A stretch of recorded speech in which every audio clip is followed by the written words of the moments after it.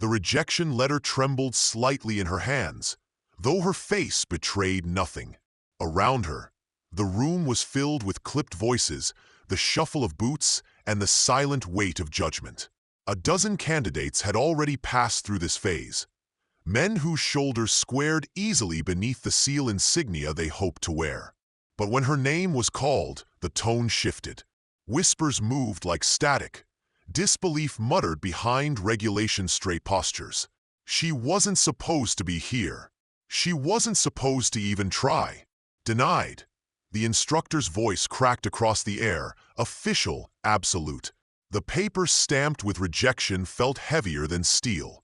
Someone in the back allowed a low chuckle to slip, quickly smothered when the officer's eyes swept the room. Still, the message had been delivered. This was no place for her. She nodded once, as though she had expected nothing less. But her silence was not surrender. The observers did not see the calculation in her eyes, the steadiness of her breathing, the weight of years spent in shadows of discipline and preparation. Minutes later, when the targets rolled into view, everything shifted. No official order had been given, no announcement made, but the test that followed would silence every whisper in the room. She stepped forward without hesitation, boots striking the concrete like a drumbeat. 15 targets waited. 15 impossible standards. 15 chances to prove every single one of them wrong. And when the first shot cracked through the air, the mockery ended. The second shot drew silence. By the third, even the most skeptical officer leaned forward. What followed would become a legend whispered in training camps for years. Before we continue, if you love stories of hidden strength and unrecognized warriors, make sure to subscribe to Grave of the Shadows and leave a comment about where in the world you're watching from. The Naval Special Warfare training compound stretched across the California coastline like a fortress carved from discipline itself. Steel-gray buildings stood rigid against the salt wind, their windows gleaming with the reflection of an ocean that had broken 1,000 hopefuls before. Candidates moved in formation, every motion drilled into them, every breath measured. Among them, she walked alone, not by distance but by the weight of perception. To most, she was an intruder in a world defined by tradition and iron rules. Her name was not shouted with camaraderie, nor carried on the hum of easy conversation. Instead, it floated in half-whispers, muttered under breath. She doesn't belong here. This isn't for her. Their voices tried to bury her under centuries of precedent. Yet she carried herself as if their doubt were nothing but noise, irrelevant against the pulse of her own determination. In the mess hall, heads turned when she entered. Some laughed quietly, others stared with thinly veiled hostility. But her focus never wavered. She ate quickly, precisely, a soldier of solitude. Where others sought brotherhood, she sought mastery. Where others leaned on tradition, she leaned on skill. The compound itself seemed designed to break her. The obstacle courses were not just wood and rope, but history itself, a lineage of men who had claimed this ground as theirs. Every wall she scaled was more than physical. It was symbolic. Every push-up in the sand was not just against her body, but against the weight of expectations pressing down like gravity. Yet, even in the unyielding eyes of her instructors, there were cracks. Some noticed her unrelenting focus, the way she observed every detail, every command. She moved with purpose, her silence a weapon sharper than any blade. While others stumbled, she adjusted. While others shouted through exhaustion, she conserved her breath for the next challenge. There was nothing spectacular about her presence, and perhaps that was her greatest strength. She did not demand recognition. She earned it slowly, invisibly, until even the most skeptical officer began to wonder how long she could be ignored. But shadows can only remain hidden for so long. Soon, a test would come that no one could dismiss, and the silence around her would turn into something else entirely. The notice came down like a hammer, stamped in red ink, the kind of mark that ended careers before they even began. Around the compound, whispers spread quickly, carried on the dry California air like wildfire. Application denied. The words echoed from barracks to training grounds, a sentence disguised as protocol. Inside the administrative hall, she stood in front of a polished desk where a commander adjusted his reading glasses and repeated the verdict with bureaucratic detachment. Your request for SEAL training has been reviewed. It does not meet the necessary requirements. No hint of apology. No room for appeal. Just a decision carved into stone. Behind her, two candidates smirked, their shoulders shaking with silent laughter. Another leaned toward his friend and muttered, "Did she really think she could make it?" Their mockery was quiet, but deliberate, designed to pierce deeper than any shouted insult. She heard every word, but her face remained composed, as if carved from the same steel as the firing range targets. She accepted the paper without hesitation. No protest, no argument, only a steady hand, calm eyes, and a silence that unsettled the very men who expected her to break. Her stillness was a challenge they couldn't quite name. As she walked out into the glaring sunlight, the weight of rejection pressed down like the heat on the asphalt. Around her, groups of candidates clustered in easy camaraderie, trading jokes and boasting about trials endured. She passed through them like a ghost, neither included nor entirely excluded, simply dismissed. Yet dismissal is not the same as defeat. She knew what they didn't, that rules could bend under proof, and doubt could be shattered with precision. The instructors saw her as a distraction, the candidates as a mistake, the system as an error waiting to be corrected. But she carried within her the quiet certainty that no stamped denial could erase. The rejection was meant to end her journey. Instead, it became the spark. And when the next test arrived, when the barrels were loaded and the range was set, she would answer not with words, but with 15 perfect echoes of defiance. The shooting range stretched across the barren training field, sun-baked earth shimmering under the weight of expectation. Wooden frames lined with fresh targets stood at precise intervals, white paper gleaming against the backdrop of sand and steel. Each candidate would step forward, load their weapon, and prove in seconds what endless hours of training had promised. For her, it was more than a test. It was Judgment Day. Rows of officers lined the perimeter, clipboards ready, expressions neutral but eyes sharp. Some foreign observers had been invited as guests, their presence a reminder that every trial carried not just personal weight, but national pride. Among the candidates, confidence flowed easily. Men jostled one another with nervous grins, muttering about the drill as if it were routine. But when her name appeared on the roster, silence rippled outward. She walked toward the firing line with unhurried steps, each footfall striking the ground like a quiet declaration. The murmurs followed. She shouldn't be here. This is wasting time. Watch her fail. Every voice sought to carve doubt into her resolve, yet none of it touched her. She had heard these tones before, in different places, in different forms, and every time she had carried on. The instructor gave the standard commands. Load. Ready position. His tone carried a hesitation, an almost imperceptible pause when addressing her. She locked the weapon with practiced ease, hands steady, movements crisp. Not a single tremor betrayed the storm gathering around her. 15 targets stood waiting, 15 blank canvases that would either confirm every doubt or erase them forever.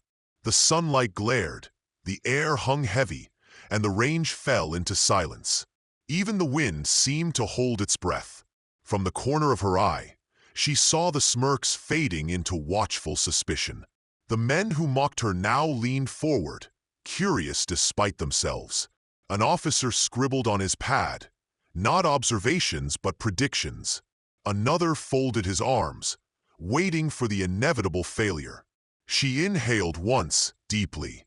The rifle rested against her shoulder like an old ally, familiar and unyielding. Every calculation narrowed to a single truth. There was no margin for error. One by one, the targets awaited, and with them, the chance to turn rejection into undeniable fact. The first shot cracked like thunder, echoing across the range. A puff of dust rose behind the target, but the bullet's true mark was unmistakable, dead center. The red circle blossomed with precision so perfect that even the instructor's pencil froze mid-stroke. The second shot followed, sharper, faster. Another bullseye. The murmurs died instantly. The laughter from earlier evaporated, leaving only silence heavy enough to press on every chest in the viewing line. By the third shot, no one moved. Even the wind seemed unwilling to break the rhythm. Her breathing was steady, controlled, a metronome guiding each trigger pull. The rifle kicked against her shoulder, but she absorbed it with practiced ease. Shot 4, bullseye. Shot 5, bullseye. A ripple of unease moved through the candidates. What had begun as a spectacle of doubt was shifting into something they could not dismiss. By the seventh shot, even the most hardened officer leaned forward, eyes narrowing in disbelief. The paper targets bore witness. 7 perfect hits, each one slicing through the center as if guided by an unseen hand. Her focus never wavered. Shot 8, bullseye. Shot 9, bullseye. By now, some observers no longer wrote notes. They simply stared, pens dangling useless in their fingers. The atmosphere on the range had transformed from skepticism to awe. Shot 10. A pause. She exhaled slowly, finger pressing with surgical control. Bullseye. The silence deepened. 15 targets had seemed impossible, a standard no one dared to expect. Yet with every shot, impossibility crumbled. Shot 11. Bullseye. Shot 12. Bullseye. The air grew electric, tension wrapping the crowd like wire. One candidate swallowed hard, his earlier smirk now replaced with a pale, drawn expression. Shot 13. Bullseye. Shot 14. Bullseye. Only one remained. Every eye fixed on her, the weight of disbelief turning into something dangerously close to respect. She adjusted the rifle one final time. Her hands were steady, her eyes sharp, her posture unshaken. The world seemed to narrow to a single heartbeat, a single breath, a single target. The shot rang out. Bullseye! 15 consecutive perfect strikes. A legend forged not in words, but in the echo of gunfire that left an entire compound breathless. For a moment, no one spoke. The last echo of gunfire hung in the air, fading into the stillness of the range. 15 holes pierced 15 red centers with surgical precision, each one undeniable, each one a rebuttal to every smirk, whisper, and dismissal that had preceded it. The instructor lowered his clipboard slowly, as though its weight had doubled. His lips parted, but no words emerged. Around him, candidates shifted uneasily, their earlier bravado stripped away. Some stared at the ground, unwilling to meet her gaze. Others fixed their eyes on the targets, as if hoping that sheer disbelief could somehow alter what was printed there in bullet and paper. An officer cleared his throat, a hollow sound in the silence.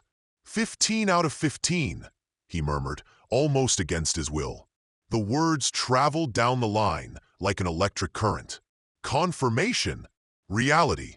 There could be no denial now. She lowered her rifle with the same calm precision she had carried since the beginning. No smile, no visible triumph. She did not need theatrics. The paper spoke for her. She simply re-engaged the safety, laid the weapon down, and straightened her posture. Where others might have basked in victory, she stood as though nothing extraordinary had occurred. That restraint unnerved the audience more than celebration ever could. One candidate whispered harshly, "It's impossible." His companion answered without conviction, "You saw it." Their voices trembled, breaking under the weight of truth. The foreign observers exchanged glances, pen scratching furiously across their notes. The exercise had shifted from routine evaluation to something else entirely. A demonstration, perhaps even a warning. The commanding officer finally stepped forward, his face a mixture of professionalism and reluctant respect. "Candidate," he said, voice rough with the effort to remain neutral, "your performance will be reviewed." The words rang hollow, as though even he knew review was meaningless. Perfection needed no committee. Around them, silence gave way to something deeper: recognition. The same people who had mocked her now looked on with unsettled awe, their disbelief crumbling into acknowledgement. She had forced them to see her not as an intruder, but as a standard, and standards, once set, could never be lowered again. The range remained marked with silence long after the last shot. Slowly, officers began collecting themselves, clipboards closing with hesitant snaps, boots shifting uneasily against the concrete. For years, the SEAL program had stood as a fortress of tradition, impenetrable to anyone outside its carefully guarded walls. Yet in a single sequence of shots, that wall had cracked. The commanding officer, a man known for his unbending adherence to protocol, walked toward her. His eyes swept across the targets once more before returning to her with a mixture of caution and respect. "Candidate," he said evenly, "your application was denied on paper. But paper doesn't carry what I just witnessed." His voice, though measured, betrayed the weight of concession. Behind him, instructors exchanged glances. Some frowned, unwilling to yield. Others nodded subtly, acknowledging what none could deny. The shift was not unanimous, but it had begun, and it was irreversible. She stood at attention, posture flawless, eyes steady. She offered no plea for reconsideration, no demand for fairness. Instead, she allowed the silence to work for her, the evidence displayed on the range more persuasive than any argument could ever be. "Protocol requires review," the officer continued, his tone softening. "But I will be submitting a recommendation. Performance of this caliber cannot be dismissed." His words carried across the line, and with them, the first official crack in the system's armor. Around them, the candidate's expressions shifted from mockery to reluctant admiration. A few even straightened unconsciously, as though acknowledging a superior presence. The air itself felt altered, charged with the recognition that something historic had just occurred. She did not smile. She did not gloat. Her only response was a crisp nod, a soldier's acknowledgement. For her, the victory was not in their approval, but in proving that she belonged long before they realized it. As the group dispersed, whispers followed, not of dismissal, but of awe. A standard had been set that even the program itself could not ignore. And in that moment, authority shifted, not through policy or tradition, but through precision, discipline, and 15 perfect bullseyes that had rewritten the rules in real time.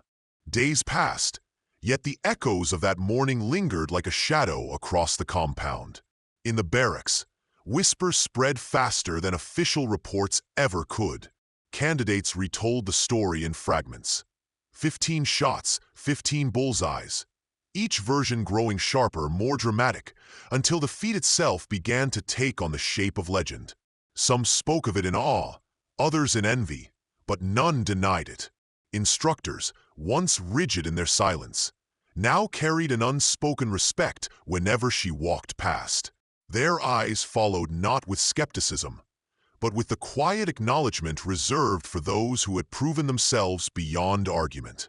Even the most stubborn skeptics, men who had dismissed her presence as a distraction, now kept their doubts to themselves. The range did not lie. At meals, the atmosphere shifted. Where there had once been smirks and murmurs, there was space, uncomfortable, reverent, unavoidable. She still ate in silence, still carried herself with the same calm discipline, but now that silence held power. She had no need to demand a seat at the table. The table adjusted around her. Beyond the compound, The story began to travel.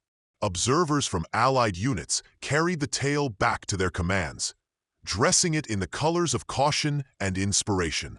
The candidate who rewrote the standard, they called her. Instructors whispered it like a cautionary reminder. Never underestimate the quiet ones.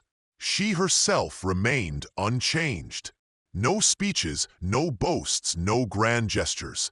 Each day she rose before dawn, trained with the same relentless precision, and disappeared back into the routines of anonymity. For her, the legend others constructed was irrelevant. What mattered was the discipline that had carried her there, the standard she had set for herself long before anyone else recognized it. Yet the myth had already taken root, and in the world of warriors, myths hold power. Long after the targets were replaced, long after the echoes of gunfire had faded, her name carried in low tones across training grounds and barracks. They had denied her application. They had doubted her presence. But the memory of 15 flawless bullseyes ensured that she would never be forgotten.